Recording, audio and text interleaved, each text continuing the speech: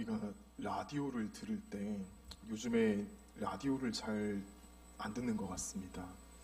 이제 뭐 유튜브나 아니면 이제 TV가 워낙에 잘 나오기 때문에 이제 라디오를 잘 듣지 않는데, 저가 어렸을 때만 해도 저는 초등학교 때부터 이제 국민학교 때부터 라디오 듣는 거를 되게 좋아했었거든요. 그래가지고 제 또래들이 잘 알지 못하는 옛날 노래도 라디오로 많이 듣고, 심지어 가사도 다 지금도 외우고 있습니다. 근데 이 라디오를 다 이제 잘 들으려면은 채널이 맞아야 돼요.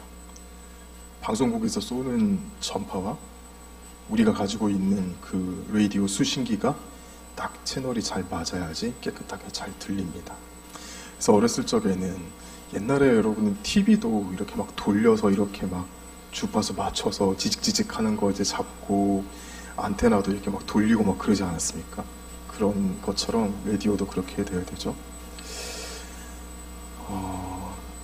한 6, 7년 전인 것 같습니다. 코로나가 오기 전에 저가 이제 경주의 다른 교회 이제 부교육자로 있을 때, 저희 교회 미국의 워싱턴 DC에 있는 고등학교에서 연락이 왔어요. 공립고등학교입니다. 아시다시피 이제 워싱턴 DC는 미국의 수도잖아요.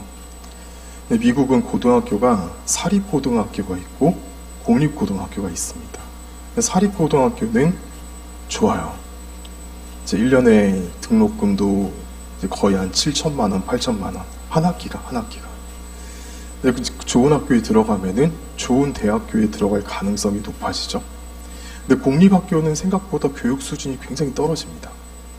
점심도 식빵 한 조각하고 우유 한 조각, 그 양배추 2조각 뭐 이렇게 나올 정도로 밥도 별로고 공부하는 환경도 되게 안 좋아요. 근데 이제 워싱턴 DC에 페어팩스라는 지역이 있는데, 거기에 있는 공립학교가 웬만한 사립고등학교 이상 될 정도로 굉장히 수준이 높습니다. 아무래도 이제 미국에서 공부를 제일 많이 했던 사람들이 몰려 사는 지역이 이제 하버드나 예일 대학교가 있는 보스턴, 필라델피아가 아니라 워싱턴 DC거든요. 거기는 진짜 정치하는 사람들이 엄청 많이 몰려 살아요. 근데 그 워싱턴 DC 안에서도 페어팩스라는 지역은 서울로 치면 강남, 서초동 뭐 이렇게 될 만큼 그런 지역이에요. 거기 있는 고등학교 교장, 완전 미국인들, 백인들이 이제 그 지역의 교육감을 데리고 우리 한국에 견학을 온 거예요. 근데 다행스럽게도 이 교육감이 그 지역에 한국 사람이에요. 어렸을 적에 이민을 간 사람인데, 이분이 이제 어떻게 하다가 경주를 좀 소개를 시켜달라고 하는데, 이분이 교회 장로님이거든요. 어찌 하다가 저희 교회에 부탁을 했습니다. 그래가지고 담임 목사님은 도망가고 저가 이제 그 경주 지역의 그 역사를 잘 아는 이제 그 육사 출신, 군인 출신 집사님이 한 분 계셔가지고, 저도 나름 이제 군인 가족이다 보니까 이제 친하게 잘 지냈는데, 그분하고 둘이서 이제 이 미국인 그 교장 선생님들을 데리고 하루 경주 투어를 시켜줬어요. 너무 좋았습니다. 처음에는 미국인도 온다니까는 목사님은 자 네가 해라 하고 이러고 가시는데, 나는 영어도 잘 못하는데 어떻게 하란 말인가. 근데 그 교육감이 한국인이다 보니까 제가 뭐 영어로 말하지 않아도 그분이 너무 통역을 잘해주더라고요. 그래서 되게 재미있게, 그 미국인들 막 평균 체중이 120kg에 키가 190에 확실히 좀 체격이 다르더라고요.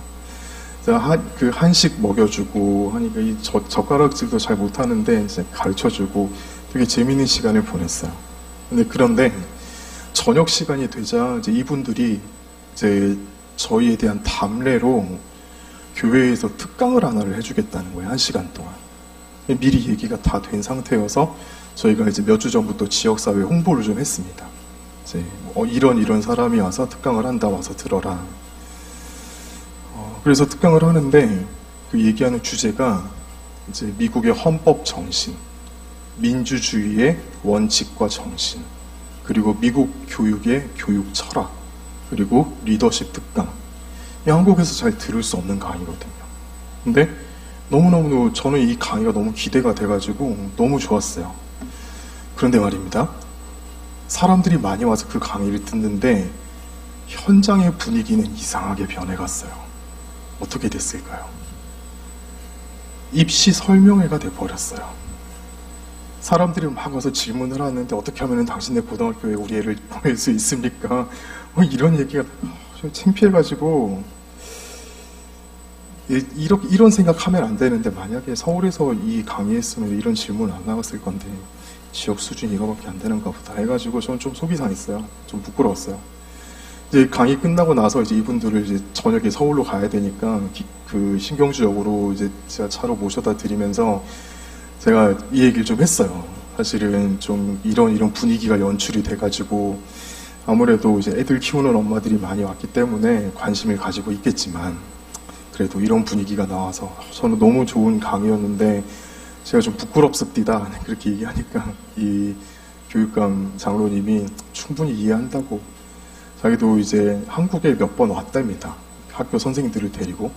근데 가는 데마다 똑같은 분위기가 연출이 되더래요. 사실 그 미국의 어떤 정치적인 이야기나 교육 이념이나 이런 거는 어디서 잘 들을 수 없는 참 좋은 강의거든요. 근데 가는 데마다 어떻게 하면 우리 아이를 당신의 학교에 집어넣을 수가 있습니까? 입시 설명회로 바뀌니까 이분이 얘기하기를 이제 한국 그만 와야겠다고 생각이 들더래요. 한국의 좋은 전통적인 문화를 이 사람들한테 소개시켜 주려고 왔는데 마지막은 꼭 입시 설명회가 돼가지고 자기도 부끄럽대요. 그래서 이번까지만 오고 다음번에는 안 와야겠다 그런 얘기도 하더라고요. 얘기 하나 더 할게요. 이거는 좀 오해 없이 들어주시길 바랍니다. 몇 년 전에 지금 좀 힘든 시간을 겪고 있는 분이긴 한데 윤 대통령이 윤석열 씨가 미국의 하원 의회에 가가지고 연설을 했었죠. 근데 그 연설이 끝나자마자 모든 의원들이 일어나서 기립박수를 쳤습니다. 지금 이재명 씨는 절대 초대도 못 받을 거고요. 그런 연설할 기회도 없을 겁니다. 근데 왜 윤석열 씨가 거기에서 기립박수를 받았는지 아십니까? 제가 앞서 얘기했었던 미국은 고등학교 때부터 리더십이 될 만한 아이들은 교육 철학과 민주주의의 이념과 헌법 정신에 대해서 철두철미하게 무장이 됩니다. 만약에 우리가 미국 가가지고 어느 누구하고 금방 친해지려면은 당신의 나라의 민주주의의 이념과 헌법의 정신과 이런 얘기하면은 그 사람은 눈이 번쩍 떠져요. 그래서 어떻게 너가 그런 걸 아냐고 하면서 진짜 금방 친해집니다. 근데 윤석열 씨가 거기에서 그 얘기를 한 거예요. 그러자 미국 사람들이 다 일어나가지고 기립박수를 친 거예요. 그 이전의 정권은 미국 사람들이 얘기하기를 그 이전의 정권은 당신의 나라와 우리나라가 혈맹을 맺었다고 했는데 솔직히 의심스러웠다. 당신의 정치 기조와 그 이념이 사실 우리는 좀 의심스러웠다. 근데 당신의 윤석열 대통령 당신의 이야기를 들으니까 이제 당신의 나라와 우리가 같은 이념을 공유하고 있다는 사실을 알겠다. 그거를 이제 경험을 하고 다 같이 일어나서 기립박수를 친 거예요. 이런 말이 있어요. 옛날에 이제 그 고대 철학자 중에 플라톤이라는 사람 한 번쯤 들어보셨죠? 이 사람이 정치에 대해서 이야기를 할 때 정치는 철인이 해야 된다라고 이야기했습니다. 근데 여기서 말하는 철인은 힘이 강력한 그 강철 같은 인간이 아니라 철자는 철학할 철자거든요. 정치는 이념이에요. 뭐 민생이네, 뭐 경제네, 그거는 부수적인 거고 정치의 첫 번째 키워드는 이념입니다. 그것을 현실로 풀어내는 것이 정치예요. 근데 이제 그게 이제 먹혀 들어간 거예요. 서로 이제 코드가 맞은 거죠. 자, 제가 이제 두 가지 이야기를 했습니다. 하나 이제 입시 설명회로 바뀌었던 그것과 이제 하원 의원에서 기립박수를 받았던 이야기를 했습니다. 이 두 이야기의 공통점이 뭔지 아십니까? 쌍방간에 혹은 다자간에 코드가 맞아야 된다는 거예요. 그래야지 역사가 일어난다는 거예요. 오늘 예수님께서 제자들과 대화를 나누면서 제가 지난 시간에 말씀드렸던 거 기억하시죠? 제자들이 예수님의 이 얘기를 듣고 그리고 예수님을 둘러싼 수많은 사람들이 예수님을 먹고 마셔야 된다는 이야기를 듣고 그때부터 예수님을 의심하기 시작했고 예수님을 따르던 제자들도 예수님을 많이 떠났다. 오늘 본문에 그 얘기가 기록이 되어 있잖아요. 그 이야기가 있다고 했습니다. 우리가 아는 예수님의 제자는 12제자. 여러분 그 노래 아십니까? 12제자 이름 다 아시나요? 자, 시작. 베드로, 안드레, 야고보, 요한, 빌리가, 바돌로메, 도마와 마테, 알페오의 아들 되는 야고보와 시몬과 다데오와 가룟유다라. 가룟유다는 마티아로 대체하고. 기억나시죠? 예, 좋은 주일학교를 나오신 분들은 이 노래를 기억을 하실 겁니다. 이 12제자만 있다고 생각을 하지만은 사실은 그보다 더 많은 제자들이 있었어요.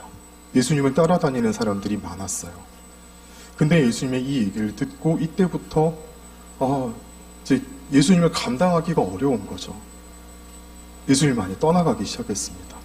첫째는 예수님 말이 이해가 안 돼서 어려워서 떠났고, 둘째는 내가 예수님께 기대했던 게 사실은 이런 게 아닌데 점점 더 우리가 이해하지 못하는 세계로 접어드니까 자꾸 어려워지니까 사람들이 흥미를 잃어버린 거예요. 중요한 것은 흥미입니다. 예수님을 향해서 어떤 흥미를 가지고 있었는데, 내가 어떤 기대를 가지고 있었는데 예수님으로부터 말미암아 그게 채워지지 않을 것 같으니까 아닌 것 같다 하고 이제 떠나기 시작한 거죠. 자, 오늘 말씀을 보면요, 63절을 한번 보십시다. 63절 같이 한번 읽어봅시다. 시작.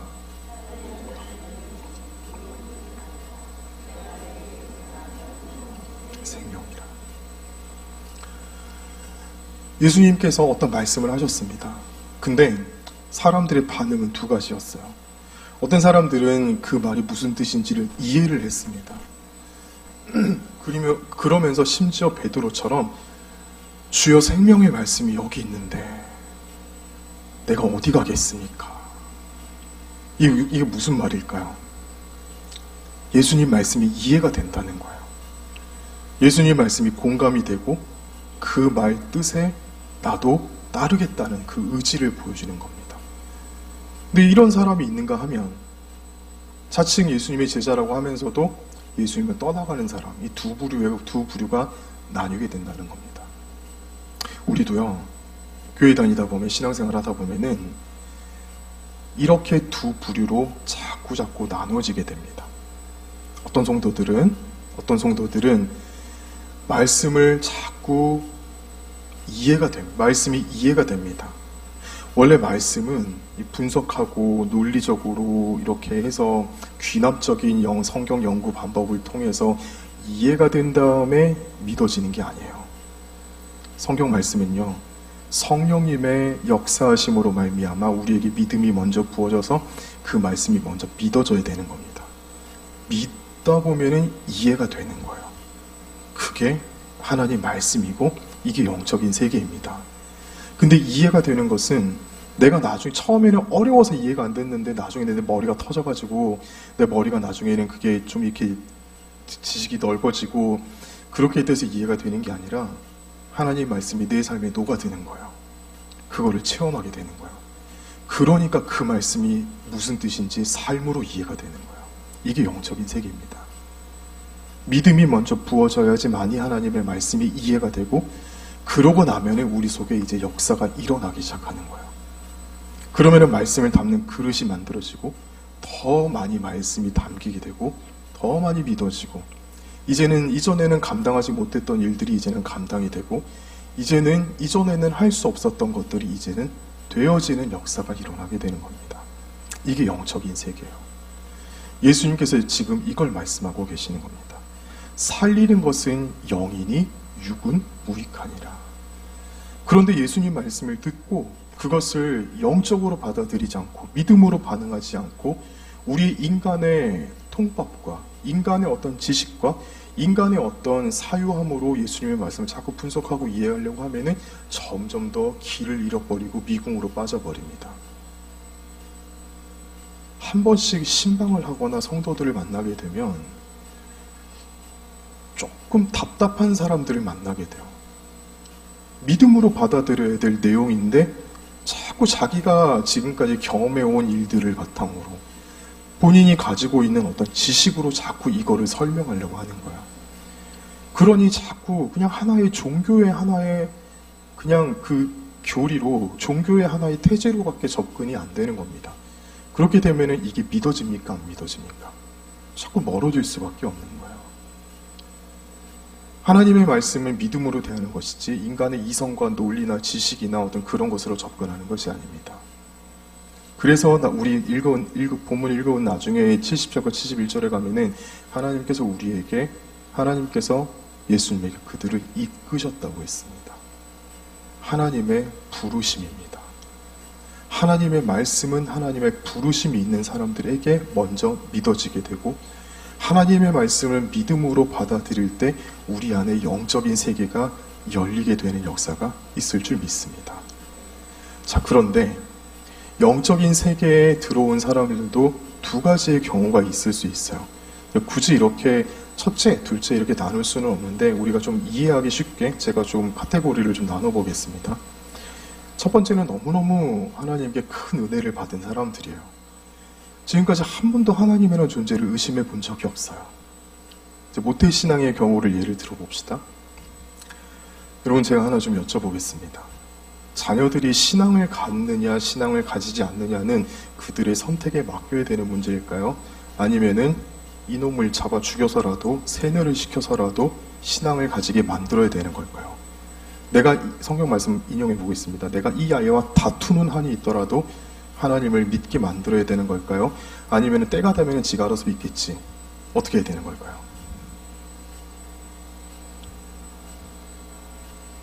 후자입니다. 신앙의 교육은요, 부모에게 책임이 있어요. 우리 지난주 얘기했던 거 가지고 한 번 더 얘기해 볼까요? 우리가 하나님 앞에 서면은 하나님께서 여러분들에게 반드시 꼭 하나 물어보는 게 있을 겁니다. 저는 이제 자녀된 입장에서 한번 얘기해 볼게요. 하나님께서 여러분들에게 꼭 물어보는 게 하나 있는데, 너의 자녀는 지금 어디에 있느냐? 너의 자녀의 영적인 상태는 지금 어디에 있느냐? 어렸을 때부터 철저하게 신앙의 세계관과 신앙의 가치로 무장이 되고 애를 두드려 잡아야 돼요. 저는 어렸을 적에 다른 건 몰라도 신앙 교육에서만큼은 조금이라도 빗나가면은 저는 맞아 죽는 줄 알았습니다. 근데 이상하게도 어머니는 그때 기억을 못해요. 내가 지금 그때 얘기하면은 내가 그랬어? 이러는데 그때는 정말 교회에서 예배 드릴 때 옆에 친구하고 좀 얘기하고 이러잖아요. 그럼 그날 저녁에 가서 밟혀 죽었어요. 예배를 목숨 걸고 드려야지 예배를 그렇게 드려? 특별 새벽 기도 하면은 절대 빠져서는 안 됐어요. 온몸이 아프고 피곤해도 그냥 질질 끌려갔습니다. 그렇게 저는 그렇게 자라게 된 걸 하나님께 감사하게 되더라고요. 그렇게라도 안 했으면 여러분들 앞에서 좀 거룩한 척 한 것 같지만 저가 절대 거룩한 사람이라고 생각 안 합니다. 저는 아직 갈 길이 멀었어요. 근데 어렸을 때 그렇게라도 안 했으면 지금의 내가 있을까? 라는 생각이 들어서 그런 어머니를 만나게 해준 하나님 앞에 너무너무 감사합니다. 제가 비록 부유한 환경에서 자라지 못했고 좋은 대학교 가지 못했고 막 그렇다 할지라도 저는 지나간 세월 하나도 하나님 앞에 원망하네요. 딱 감사하는 거 그거밖에 없어요. 그중에 제일 큰 게 우리 엄마 만나게 해준 거. 정말 목숨 걸고 신앙생활하는 우리 엄마 만나게 해준 거. 그게 저한테 제 인생의 전부입니다. 자녀된 입장에서 얘기하는 거예요. 자녀들이 비신앙적인 세계에서 매력을 느끼고 거기에 있는 것들을 데려와서 자신의 삶의 지분을 만들고 사람도 그렇게 만나고 하면은요, 그거 여러분들 책임이에요. 죄송합니다만은 여러분들 책임이에요. 하나님께서 물어보실 겁니다. 너의 자녀의 영적인 현 주소는 지금 어디에 있느냐? 이 우리 기도 제목이 되어야 될 줄 믿습니다. 자, 어려서부터 이렇게 그런 환경 속에서 살다 보면은 자연스럽게 하나님이 믿어지는 사람이 있어요. 하나님의 큰 은혜를 받은 겁니다. 둘째로, 처음에는 좀 이해가 안 되고 처음에는 좀 받아들이기 어려웠는데 이 신앙의 세계 안에 자꾸 머물다 보니까 조금씩 그 안에 젖어드는 겁니다. 하나님의 세계는, 영적인 세계는 이렇게 열리는 거예요. 그래서 우리가 자꾸 이 세계 안에 머물러야 되고 자꾸 이 안의 이야기들을 듣고 여기 안에 머물러 있어야 됩니다. 영적인 일은 영적으로 풀리는 겁니다. 하나님의 말씀은 영적인 세계예요. 저는 개인적으로 신학교에서 배운 지식들, 저 신학교 다닐 때 공부 열심히 안 해가지고 지식도 많이 없습니다만, 신학교에서 배운 지식들, 이것들 설교 시간에 그냥 교수한테 들은 얘기들 앵무새로 떠드는 사역자들 얼마나 많은지 몰라요. 비하하는 건 아닙니다. 근데 저는 그게 목회는 아니라고 생각을 해요. 뭐가 진짜 목회냐면은 우리가 경험해야 되는 영적인 세계들, 우리가 알아야 되는 영적인 질서들을 제가 섬기는 성도들한테 잘 알아들을 수 있게 성경 말씀을 통해서 풀어서 설명하는 게 목회자의 가장 중요한 직무라고 생각을 합니다. 저는 그런 사람이 되고 싶어요. 어려운 성경 이야기들도 좀 쉽게 잘 풀어서 이해하기 쉽도록 잘 설명해줘서 그 세계가 내 것으로, 나의 세계로 다가올 수 있도록 그렇게 도와주는 사람이 되고 싶습니다. 그래서 제가 위험을 감수하고서라도 제 얘기를 많이 하는 거예요. 제가 경험했던 이야기들, 제가 들었던 이야기들. 근데 재미있게도 하나님께서 저를 그렇게 과거에 그런 경험을 많이 시켜주셨어요. 그래서 저는 개인적으로 그 시간들이 제가 설교하고 여러분들을 섬기는데 얼마나 큰 도움이 되는지 모릅니다. 이 영적인 세계 안에 이렇게 머물러 있는 게 얼마나 중요한 일인지 모릅니다. 자, 살리는 것은 영이니 육은 무익하니라. 자, 교회 안에 크게는 이제 다른 두 번째로 영적인 세계 안에 살면서도 그 세계를 바라보지 못하고 여전히 육적인 세계 안에 머물러 있는 사람들이 있습니다. 아마 전자보다 후자의 경우가 사실은 더 많을 거예요. 하나님의 이야기를 듣고 있지만, 그러나 그 이야기 앞에 내 가슴이 깨어져야 되는데 그렇게 할 줄 모르고, 하나님의 말씀 앞에 있는데 내가 그 말씀 앞에 엎드러지고 그 말씀 앞에 무릎이 꿇려지고, 주여 나를 용서하소서, 내가 주의 말씀에 이제는 굴복하오니 이 말씀이 내 삶에 이루어질 수 있도록 주여 나를 도와주십시오라고 그렇게 꿇어 엎드려 기도할 줄 모르고 그냥 지식으로만 담아두는, 신앙의 지식으로만 담아두는 사람이 어떻게 보면 얼마나 더 많은지 모릅니다. 지금 예수님 제자 앞에 딱 이 두 부류가 있는 거예요. 근데 이 두 부류는 그때만 존재했던 것이 아니라 지금 이 시대에도 분명히 존재한다는 겁니다. 우리 자신에게 한번 물어봅시다. 나는 어디에 있습니까? 나는 영의 세계에 살고 있습니까? 아니면 나는 영의 세계에 살고 있지만 그러나 실제 나의 실존은 육의 세계에 살고 있습니까? 정직하게 한번 나를 돌아보십시다. 하나님께서 가르쳐 주시고 보여주실 겁니다. 여기서 말하는 제가 나는 완벽한 영의 세계에 있기 때문에 이런 말씀 드리는 거 아닙니다. 저도 늘 두 세계 사이에서 더 하나님의 세계 앞에 나아가지 못해 하나님 앞에 늘 애통하며 기도하는 그러한 인생입니다. 주님을 따르다 보면은 몇 번의 고비가 반드시 찾아옵니다. 첫째는요, 경제적인 그러한 고비입니다. 하나님께서는요, 자신을 위해서 쓰시고자 하는 사람들을 훈련시키십니다. 훈련되지 않은 사람들은 하나님의 손에 붙들려 쓰임 받을 수가 없습니다. 그렇지 않습니까? 우리 아들들, 군대가 있는 자녀들 거기서 뭐 하고 있습니까?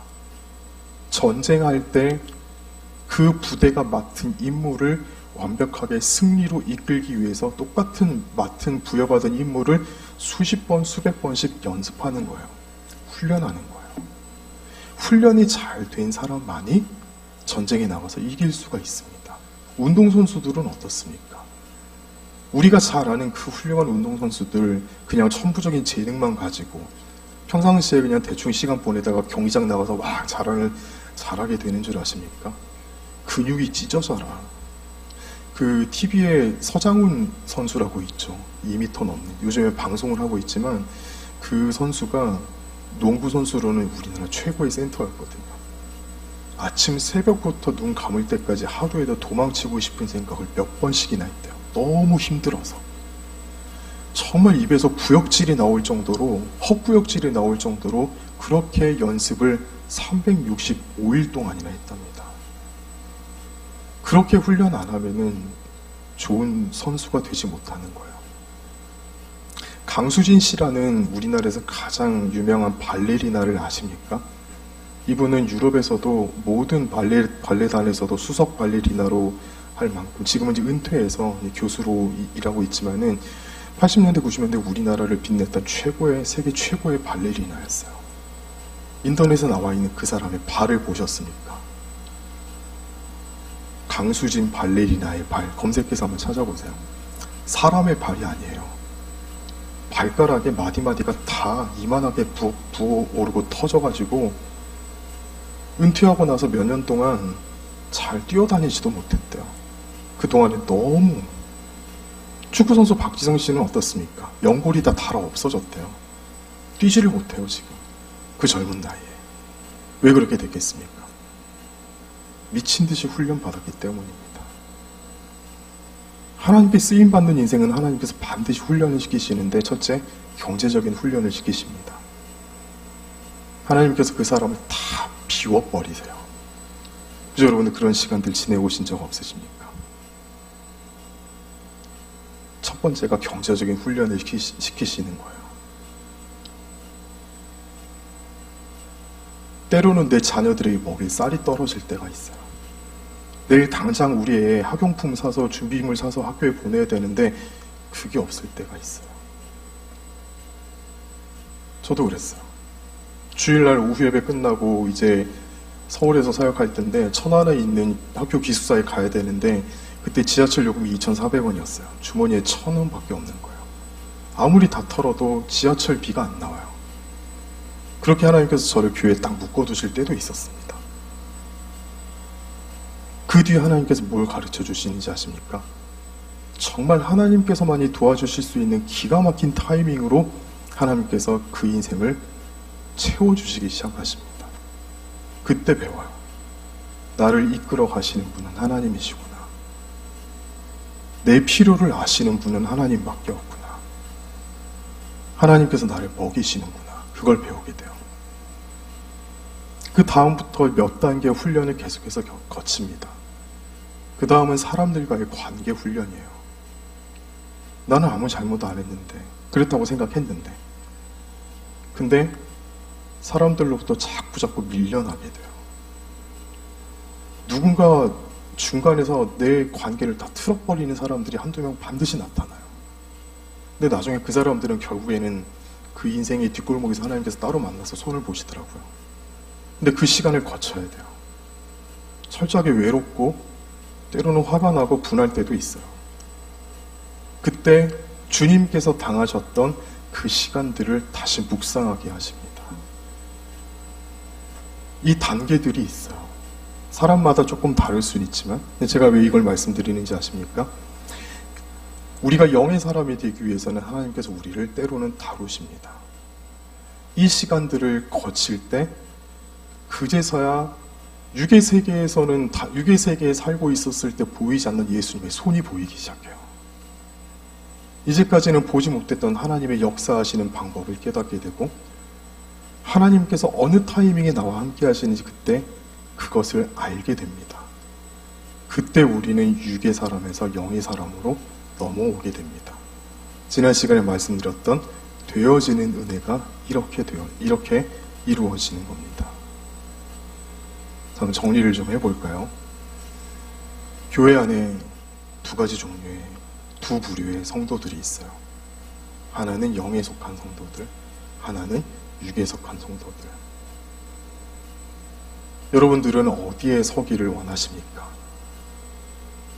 영의 세계는 좀 너무 부담스러워. 그거 뭐 좀 헌신된 사람들이나 목회자들이나 가는 거지. 왜 나까지 그 자리에 끌고 가려고 그러나? 혹시라도 그런 생각을 가지고 계시다면 하나님 앞에 한번 기도해 보세요. 하나님 앞에 한번 기도해 보세요.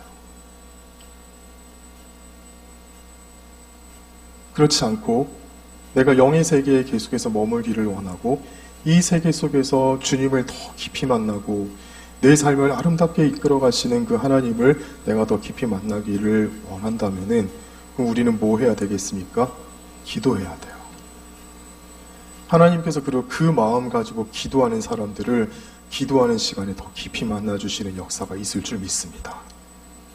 처음에는 좀 먹먹한 마음으로, 답답한 마음으로 우리 입술로만 기도를 하게 되는데, 정말 내가 주님도 깊이 만나고 싶고 내가 주님을 위해서 살고 싶습니다.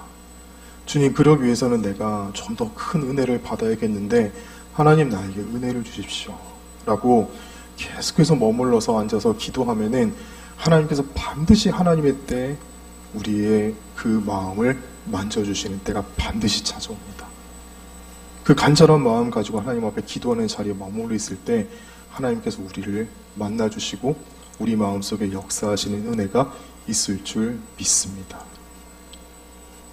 영의 세계에 속한 사람들의 특징이 뭔지 아십니까? 이거 하나만 얘기하고 마칠게요. 영에 속한 사람들의 특징이 뭔지 아십니까? 육에 속한 사람들은 반대라고 생각하시면 됩니다. 제가 새벽에 이 말씀 드렸죠. 우리 기도의 가장 중요한 내용은 세 가지입니다. 내가 하나님의 뜻을 이루는 사람 될 수 있도록 도와주세요. 내가 하나님의 나라를 위해 사는 사람 될 수 있게 해주세요. 하나님의 영광이 나를 통해 나타나게 해주세요. 무엇입니까? 지난주에 말씀드렸던 우리 인생의 축이에요.